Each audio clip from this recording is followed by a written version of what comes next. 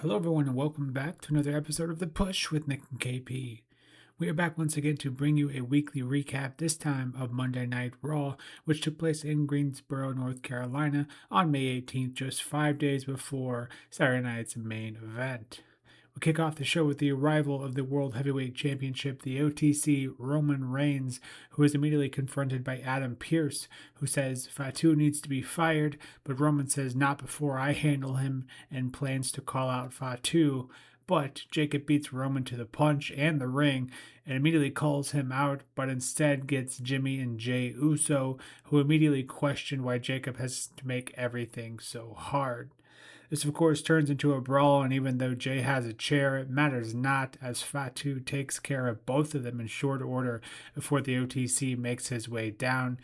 Fatu locks another Tongan death lock onto Roman, but finally, even though it took three men to do it, several Superman punches, super kicks, and a spear later is what it finally took to take down Jacob, all while being tied up for the most of that. So when taking most of the punishment here is Fatu. Roman, before he can get away, Fatu does take the mic and challenges him to a tribal combat match.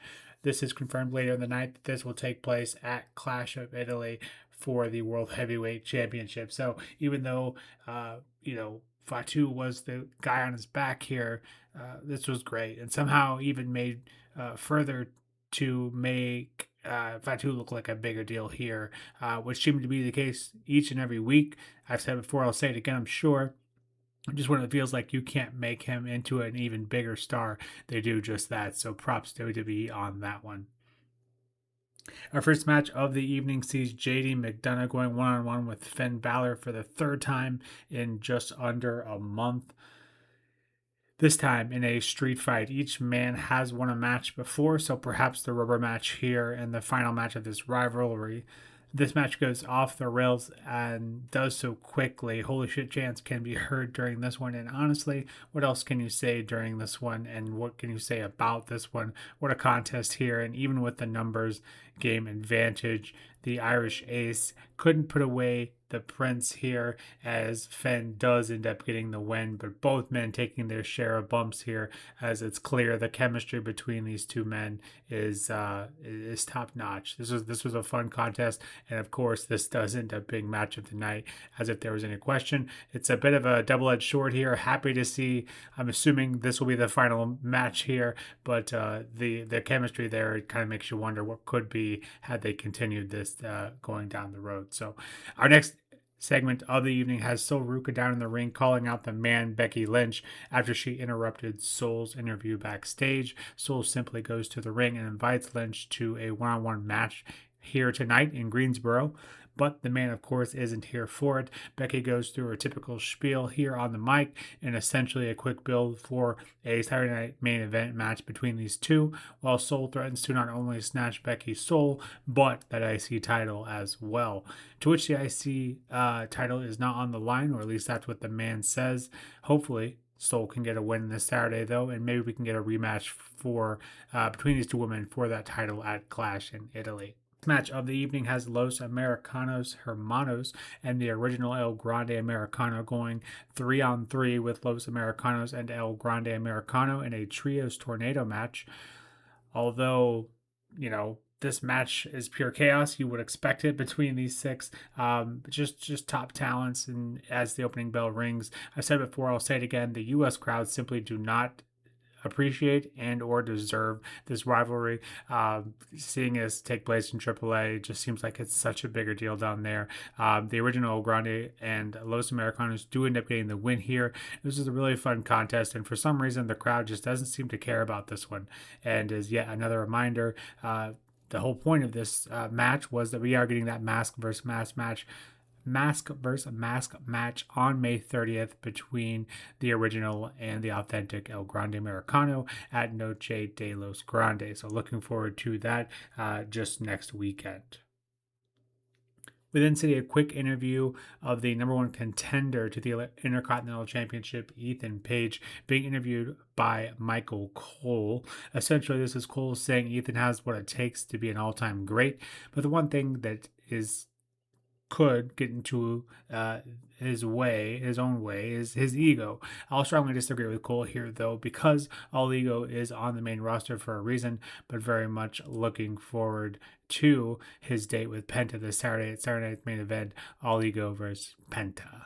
The next match of the evening has Brie Bella and Paige defending their women's tag team championship ahead of their scheduled match if they're able to hold on to the titles here against the Irresistible Forces this Saturday at Saturday Night's Main Event.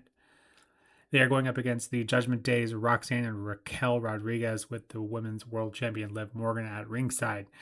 I could be a bit biased here, but Raquel and Roxy put on a tag team clinic in this one, cutting the ring in half, and have quickly become the most underrated and, dare I say, the best women's tag team on the main roster.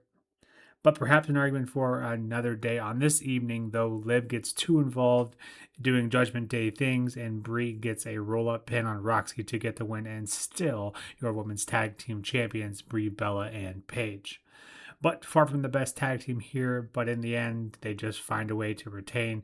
After the match, however, we do have Liv and Roxy and Raquel looking to inflict more damage on the women's tag team champions, but are saved by, I want to call it a returning-ish Bailey and Lyra, lest we forget they too are still part of this division, and what feels like we're slowly building back up. Was at one point the best division on the main roster and kind of slid off into irrelevancy, and I feel like it's starting to get built back up. So I love that for this whole segment there.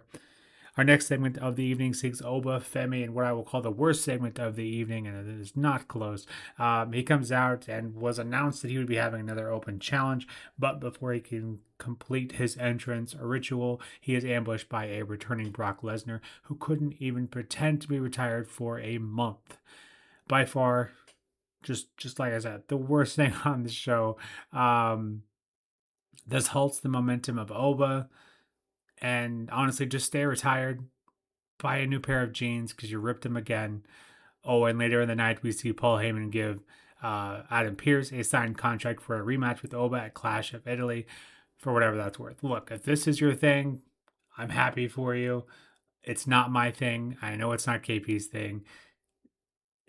Oba is firing on all cylinders, and it just feels like you've just paused that all that momentum he had going for him. So again, this is for you, happy for you, but it's just not for us. So we'll quickly move on to the main event of Monday Night Raw, where we see one half of the World Tag Team Champions Austin Theory with Logan Paul going one-on-one with Seth Rollins.